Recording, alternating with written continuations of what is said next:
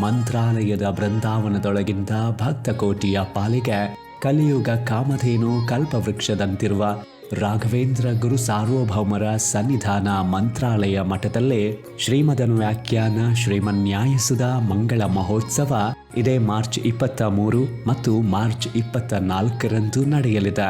ರಾಯರ ಪ್ರೇರಣೆಯಿಂದ ನವ ಮಂತ್ರಾಲಯ ನಿರ್ಮಾಣದ ಹರಿಕಾರರಾಗಿ ಮಂತ್ರಾಲಯ ಮಠದ ಪೀಠಾಧಿಪತಿಗಳಾದ ಪರಮಪೂಜ್ಯ ಸುಬುಧೇಂದ್ರ ತೀರ್ಥ ಶ್ರೀಪಾದಂಗಳವರು 2 ವರ್ಷಗಳ ಕಾಲ ಪಾಠವನ್ನು ಹಾಗೂ ರಾಷ್ಟ್ರ ಪ್ರಶಸ್ತಿ ಪಡೆದ ವಿದ್ವಾಂಸರಾದ ರಾಜ ಎಸ್ ಗಿರಿಯಾಚಾರ್ಯರು ಚಿಂತನೆಯನ್ನು ಹೇಳಿದ ಪರಿಮಳಾದಿ ಟಿಪ್ಪಣಿ ಸಹಿತ ಶ್ರೀಮನ್ಯಾಯಸುಧ ಮಂಗಳ ಮಹೋತ್ಸವ ಮಂತ್ರಾಲಯದಲ್ಲಿ ನಡೆಯಲಿದೆ.